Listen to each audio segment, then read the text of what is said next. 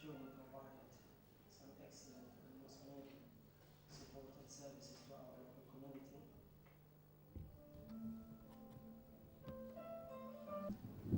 Assalamu alaikum wa rahmatullahi wa barakatuh.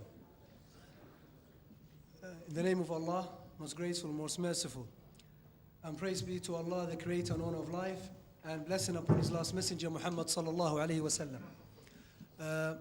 Once again, I'd like to thank you for being here with us today to celebrate this wonderful occasions. And I think hopefully will be a landmark for a milestone to be recognized in the future and the years that to come.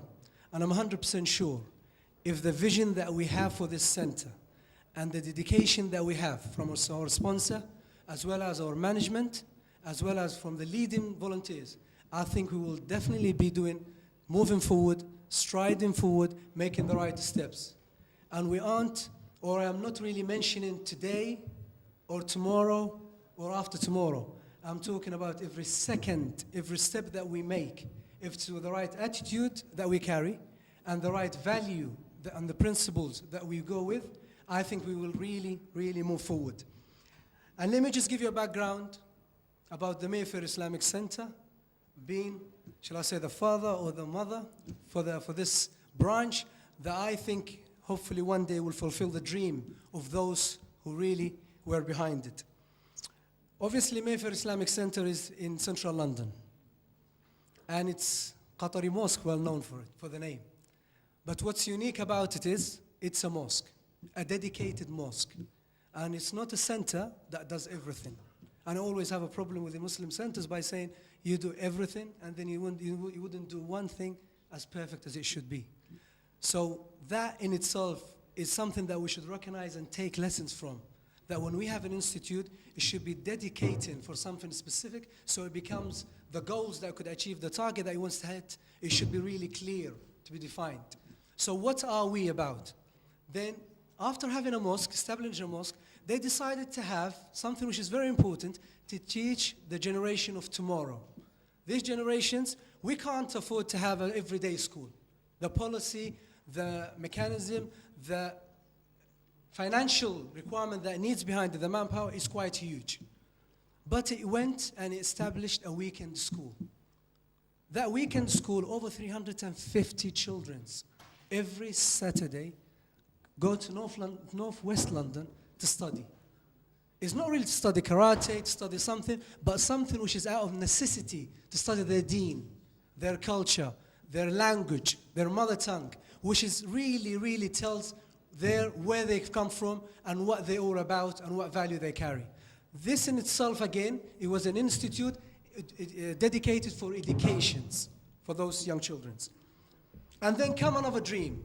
And here we today, some of us are lucky to be here today to celebrate this dream. And now it's becoming, from this moment, a reality. A reality check that we can actually look back and complement this seconds and time that we're living in. So when Nadi Park Royal became a vision, I've heard about it last November. I wasn't interested. I thought it's another talk. And then subhanAllah, 2-3 months down the line, I see it tangibly. I walked through here in February, and I was shocked. I said, subhanAllah, I was thinking it was only talk.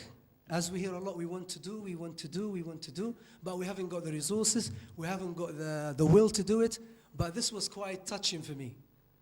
Automatically, or shall I say, instantly, I've changed to something that really inspired me as a person. Something that I've always looked up to do. That I work with young people, for the better of their own selves, for the betterment of their own educations, for the betterment of their own educations, economically, spiritually, recreational-wise, everything. That's the vision was. But to have it in a tangible way, inside the room, it was touching for me. So to work, I'm honored actually to be appointed to manage the center, and hopefully those who are around me, they'll feel that spirit going through the volunteers and the young people who are working. And let me say, I carry, with the team that are with us now, and with the management, we carry 4 principles in order to achieve this. One is giving young people choices. They don't really just walk here and they play football and that's it.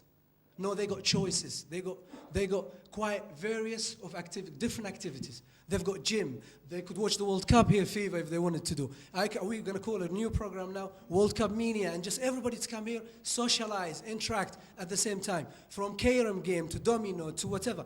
All this attraction for them, they could have here, but with choices and enjoyment. They enjoy what they like to do. Because when you give them choices, they'll choose what they like. Not they will do what you choose for them. And this is quite important. Number 3, it's achievement. We are inspired for those who are educated through the history of Islam when we hear about the Sahabas as well as those who've enhanced the science of today. We said our Muslim generation today, young generation today, must achieve something. It could be the best footballer, it could be the best mechanic person, it could be the best electricians, but it has to be best at something. And that something has to be through enjoyment, through choices, and through achievement. And the 4th is obviously the deen. We don't compromise with them. That this is your deen. You have to believe in what it says, and you have to act upon whatever Allah subhanahu wa ta'ala has commanded you, and what Prophet Muhammad sallallahu alayhi wa sallam has always taught us and taught the companion before us. These 4 principles is the key to achieve this. So as soon as they walk through that first door, they understand these 4 principles is the key to our success. In terms of facilities, you can't ask for better. Maybe you could ask for the whole world, but for the space that you have, for the financial resource that you have, for the manpower that you have in terms of skills, you have a gym with a steam room. Excellent. And inshallah tomorrow with extra resources, we'll have a sauna here as well. And this sauna isn't only dedicated for the young generations. It will also be available for our sisters. And we know the difficulties that we find to have a dedicated gym for our sisters. Even if there are 1 or 2 odd ones. But here, they could actually book it for a certain time that we left for them. We left certain slots when the young people are in schools or at university or at work, they could actually access this and it's available for booking. Even working class sisters, they'll still have an opportunity to book it during certain times, even weekends, dedicated for them. And that's why the toilet facilities are dedicated for the gym, separate from the men's and the women's areas. The other thing is the .com, and I mentioned to you why we chose the name. Is to have that mental, broadened thinking of what the internet is all about. It's not about games, it's not about just work, it's not about just information that you get, but it's really more into social interactions and more into skills and another world that you could actually use and utilize positively. Members area. Some people will say, why? In the West, what do they lose? They lose the social time. They haven't got social time. They struggle. And in some cases, we see parents or cousins or whatever are dead in their own houses because they haven't got a relative to do. That's why an institute like this, to come and socialize and interact, it was vitally important for the social aspect. Some people will say, oh, we meet. But if you ask ourselves how much we meet, I think we meet more on the mobile phone rather than the physical seeing the person. And then we have a meeting room. This is, young people always struggle for space. Ask any young persons, what would you like to see? They won't tell you football, they will tell you at the end of it is a space that is dedicated for them only. So hopefully in this, we'll try to address some and not all the needs of young people. And then we've got the hot desk in space, and this hot desk space is open to everybody to use it. Organization that doesn't have an office, you could basically come here, hire that desk space, and you could utilize it for your own work. It's got an internet access, it's got printing service, it's got photocopier, scanners, everything that you might need. And that is available, and everything, you'll have a cupboard there to keep your stuff. At the same time, you have to be serving young people. So the idea is to give us an opportunity to develop other organization who wants to work and deliver service to young people. The youth club in the Doha Hall here is the sisters. And although we bought them some games and activities, but really, we are committed to ask them back again to what exactly of games or needs they have, and hopefully we will provide it. Actually, we could promise that we will provide them, because we know their needs are there, and it's different from the boys. It doesn't mean if I have a football table for the boys, it means the sisters, they want the football table. So we will go back and ask them, and we'll address that issue. And that youth club is dedicated. So 3 to 4 times a week is only youth club, this place in the evenings. And the multifunction room will be available for parents. And then you have Al-Quds Hall upstairs. You have London Hall here. Again, a multi-purpose. But the idea is we have 2 days, Friday, and this will be broached from next week in a leaflet for you guys to be very clear. On Fridays and Sundays, we have a special program that we're trying to encourage families to come in, not individuals. And the idea is for the mom on Friday to be in the gym and the members area. And then for the sisters to be in this, young girls to be here, and for the young brothers to be on the other side. And then upstairs, there will be the father. All the fathers there, the parents, sitting there, tea, coffee, just chatting, let's talk. You know the BT advert is good to talk. So it's all about just enjoy it, chill. Really simplistic things that can enhance somebody, as I say, their social needs. Share different. We go into schools here, difficulties with sex educations. We have difficulties with niqab now, with hijab tomorrow. All this is coming. Where would the people meet? Through sitting at home watching TV, people giving them solution? It isn't. It's going through people, what good they've done, what models are there to be done, and how we could have things catered for our needs. And on Sunday, we change it. The fathers go to the gym and the members area. The brothers and sisters the same. And then upstairs is for the sisters, for the mothers. So the idea is, those two we are committed to provide. The other time that we have empty slots will be available for different communities, for our partners to come and book the place. And again, the same facility will be provided for them. And some of the service also that we are strategically targeting is Quran learning and memorization courses. And the reason I say this, it's not a Quran school that every day you just come and you go and you come and you go. It's a Quran school that will have a clear target. It will say in 7 days you will memorize 3 pages. Then after the 7 days it will be evaluated. You'll see, is it working or it isn't working? If it is working, you move on to another 7 days, 8 days, 9 days, but with clear targets. So we can't see the progress. You could see and match where you are moving and how you're doing. If there is something wrong, you could actually alter and correct it immediately. Not to leave after a year or the graduation ceremony, 2, whatever exams you have. Actually on a clear target, and that's the key will be for most of the activity that we run here. And Quran school, nobody needs to notify or tell everybody how important it is in a Muslim life. If somebody would have bought, and the example is greater for the Quran, if somebody was taking a manual or whatever, of whatever electronic, almost like the PA system today. 3 times I've been heard, where is the manual?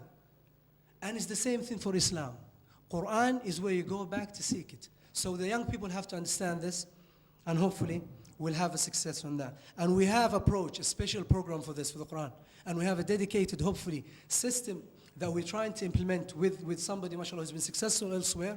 Every 3 weeks, they got a course, especially during weekends, and then they have to dedicate this for a certain period of time, which is 3 months, and then you evaluate, and then you move on. Those who are successful, they go. Those who are unsuccessful, you don't hold them back. You give them the right support, or you actually tell them what else you want. They might be good at hadith. They might be good at fiqh. They might be good at seerah. So you go and give them that choices of what they wanted to do.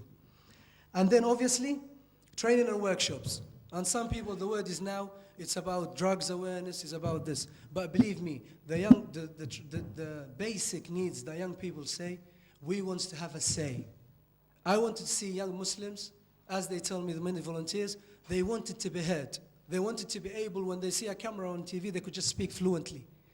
Why? Because this is themselves, not something they have to memorize. And this is quite important. So we will be working hopefully with the media.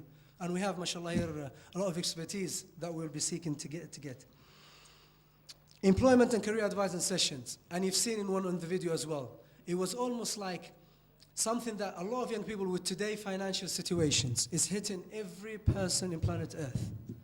So we aren't any different. And the way to go of it is to educate people what opportunity are there. And if you aren't doing the right things, if you don't have the right qualification, then you'll get guided to get the right qualifications.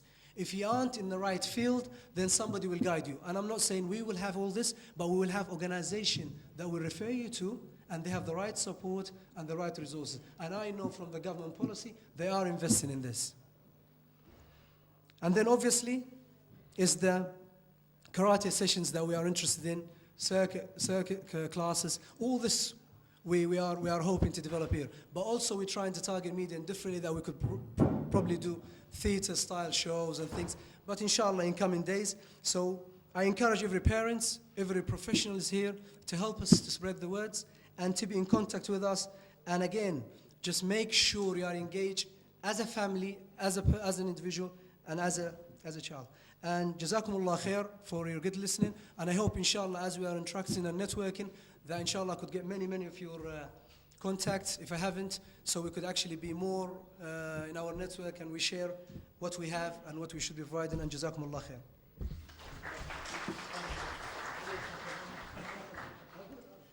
شكرا جزيلا. السلام عليكم. طبعا حترجمها لكن بكلمتين أكيد. clear targets أهداف واضحة ومحددة. نتمنى هذه الأهداف الواضحة والمحددة أن تجد إن شاء الله التطبيق الناجح والفعال، وأن يكون هذا المكان كما خصص له خلية نحل، ولكن لا تلسع، يعني تلسع بالخير إن شاء الله، وتثمر في جيل مؤمن بعقيدته ومعتز بثقافته ومنتج أيضا للمحيط الاجتماعي، كما فهمنا من خالد بأن هذا المكان لا يهدف إلى عزل المسلمين وأبناء الجالية المسلمة والعربية عن محيطهم، إنما هو يهدف إلى تحصينهم بثقافتهم بعقيدتهم وبإيمان راسخ بأنهم أفراد إيجابيين وفاعلين في هذا المجتمع. في قاعة الدوحة، هذا الاسم المميز نتمنى يعني فعلا أن يكون دوحة للعطاء. مسك الختام كلمة معالي وزير أوقاف دولة قطر، معالي الدكتور غيث بن مبارك الكواري، يلقيها علينا الأستاذ عبد الله الدوسري، فليتفضل.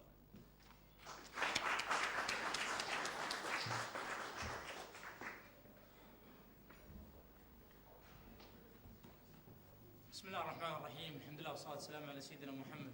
الحقيقة هي ليست بكلمة سعادة وزير الأوقاف، وأنا أستأذن أخونا الكريم، لكن البارحة كنت مع الدكتور حافظ وطلب منا إعداد كلمة فكتبناها على عجالة. نقول أصحاب السعادة أعضاء السلك الدبلوماسي، الدكتور حافظ الكرمي مدير مركز مهاجر الإسلامي، السادة ممثلي المراكز الإسلامية بالمملكة المتحدة، الحضور الكريم، السلام عليكم ورحمة الله وبركاته. نيابة عن سعادة وزير الأوقاف والشؤون الإسلامية بدولة قطر سعادة الدكتور غيث بن مبارك الكواري، يسعدنا أن نبارك لكم بافتتاح هذا النادي، سائلين المولى جلت قدرته أن يجري الخير على أيديكم لصالح إخواننا وأخواتنا المسلمين في هذا البلد المتعايش. لا شك أن الفهم العميق لمقومات الدين الخالد وما يتميز به من سعة في الأفق وإدراك شامل لكافة القضايا التي تهم المسلم، ذكر كان أو أنثى، يعطي رحابة وسعة أكبر في إيجاد ما يمكن إيجاده من وسائل في سبيل الحفاظ على الركائز الرئيسة والمقومات التي لا بد منها للحفاظ على الروح المسلمة النقية من الدنس والشوائب. إنما يعانيه إخواننا في الغرب من قادة المراكز الإسلامية وأولياء الأمور من تغريب لفكر الشباب وشقا في صفوفهم والبعد إن شئتم عن التمسك بالعروة الوثقى. كل هذا وذاك لأمر يستوجب تكثيف الجهود وتضافر الهمم لاحتواء تلك الفئة بشتى الوسائل وتوجيههم بما يعود عليهم بالنفع في الدارين. لقد عانت كثير من المجتمعات الإسلامية في اليوم ما تعانيه الأقليات والجاليات الإسلامية في الغرب منذ عقود من الزمان، ولقد حسب ما أعتقد ولقد أتى وعد المصطفى صلى الله عليه وسلم ليأتي زمان على الناس يصبح القابض فيه على دينه كمن قابض أو كمن يقبض على جمرة.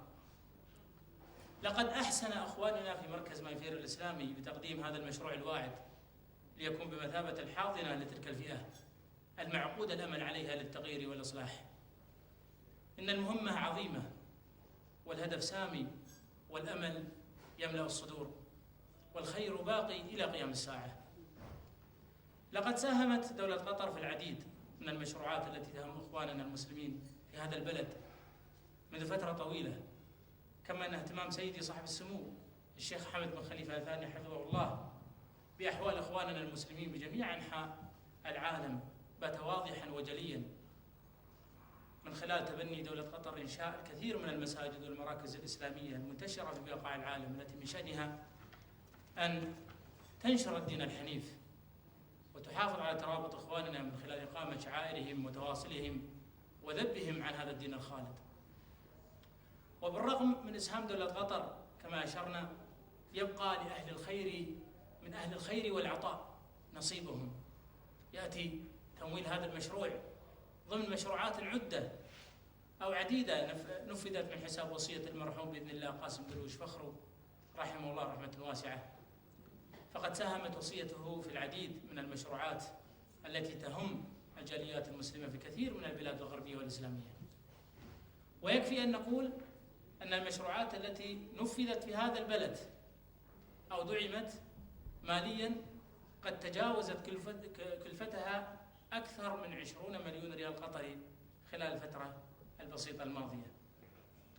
وبذلك احتل البلد هذا الصدارة على قائمة المشروعات المنفذة أو التي تم تنفيذها من هذه الوصية، ليس لشيء إلا بسبب نوعية المشروعات الهادفة التي تهم الأعداد المتزايدة من الجاليات المسلمة في هذا البلد، والذي نراه أرضاً خصبة وبلد متعايش يتعاطى مع الدين الإسلامي باحترام وتقدير.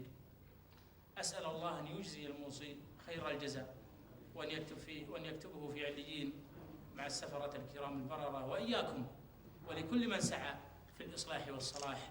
والسلام عليكم ورحمة الله وبركاته.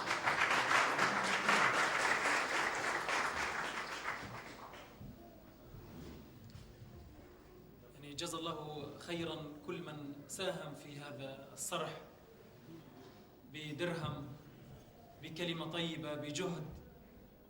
وهذا مصداق قول المولى عز وجل: فأما الزبد فيذهب جفاء وأما ما ينفع الناس فيمكث في الأرض. نسأل الله سبحانه وتعالى أن يكون هذا الفعل ماكثا إلى يوم الدين، عداد حساب للخير إن شاء الله في ميزان حسنات الشيخ فخره إن شاء الله وكل أهل الخير الذين ساهموا في هذا الصرح.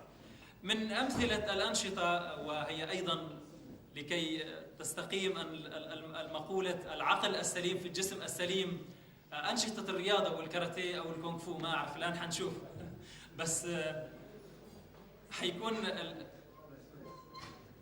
تحتاجوا مساهمين أم أنتم موجود الشباب طيب المهم إذن اللي عنده شوية معلومات أولية ودفاع أولي في الكاراتيه ممكن يقدم للصف الأول واللي ما عنده يتأخر. عرض من الكاراتيه من المدربين اللي أتوقع أيضا حيكونوا مدربين في هذا المركز إن شاء الله لحتى يدربوا الشباب الصغار والكبار كذلك. ليس خالد أنت حكيت في كلمتك عن الشباب طيب وشيوخنا العجائز يعني ما فيش يشيلهم؟ طيب للكل إن شاء الله. إذا عرض للكاراتيه من المدربين اللي حيدربوا شبابنا للكاراتيه. تفضل.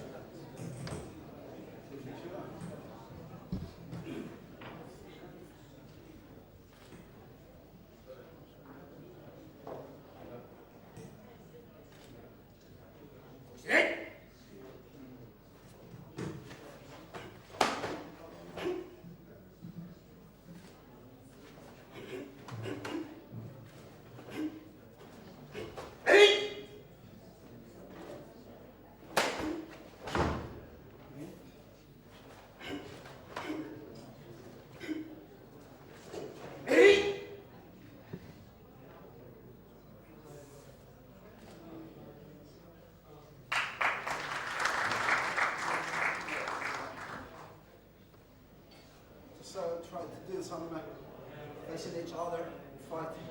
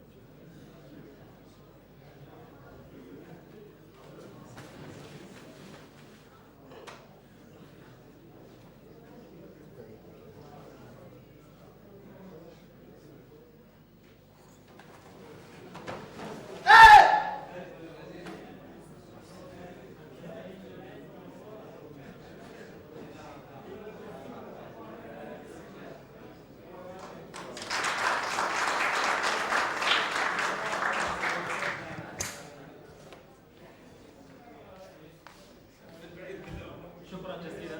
شكرا كثير لكم. طيب من الان سجل الاسم والاولاد كلهم. طبعا منيح كان في اقتراح الشباب يعملوا العرض هنا على المنصه دي، مكان كسروها.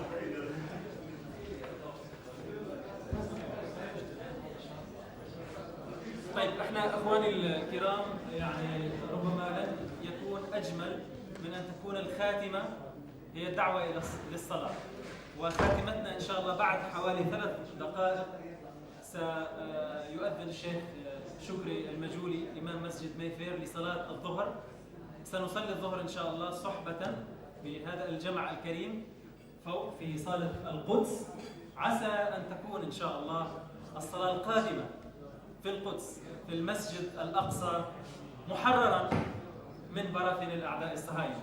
اخواني الكرام معنا دقيقتين ان شاء الله، ساترك هذه الدقيقتين لمن اراد ان يعطي انطباعه في هذا اليوم المميز، في يوم خلينا نقول يوم اللبنه الاولى، والذي سيشهد ان شاء الله في الايام القادمه على دور مميز لجاليه قويه ومعتزه بثقافتها وبايمانها. سمعت الدكتور طارق تخو، دكتور طارق كلمه قصيره منك تفضل. انطباعك اليوم. بسم الله الرحمن الرحيم. السلام عليكم ورحمة الله وبركاته. أشكر لكم جميعا حضوركم وأشكر دولة قطر والأخوة المتبرعين، ونستنزل شابيب الرحمة على الأخ المتبرع قاسم درويش فخره حقيقة، ونرجو الله سبحانه وتعالى أن يجعلها في ميزان حسنات الجميع هذا اليوم المبارك. حقيقة يا إخوتي يعني من شروط الإقامة في الغرب الآن ضمن المشروع الإسلامي الأوروبي الذي أصبح انتقل من فقه العبور إلى فقه الحضور. الجالية الإسلامية الآن تغيرت مرحلة العبور. طبيب حاضر يتخصص، شاب يبحث عن عمل، لاجئ سياسي يحلم بالعودة إلى وطنه، معذب في الأرض من المسلمين الكثر المعذبين في الأرض يلتجئ إلى هذا البلد. الآن في مشروع إسلامي أوروبي يجب أن نساهم كلنا فيه، وهذا المشروع قائم على أن هذه الجالية ليست جالية، على أن هذه المجموعة من الناس هي مجموعة أصيلة وليست حمولة زائدة معدة للترحيل كما تدعي أحزاب التطرف البريطانية والأوروبية كلها. إنها مجموعة أصيلة مساهمة في هذا المجتمع، ويجب أن تبقى كذلك. وفرض عين على هذه الجالية وعلى هذه المجموعة من الناس أن تنتج من المشاريع والأفكار والأهداف ما ينقل المشروع الإسلامي الأوروبي إلى حيز التنفيذ ولا يبقى فقط حيز التفكير. إن وجود مثل هذا النادي وإحياء فكرة التواصل بين أبناء الإسلام في بلاد الغربة له أكبر دليل على أن الإسلام إلى الأمام شاء من شاء وأبى من أبى. والسلام عليكم ورحمة الله. أيضا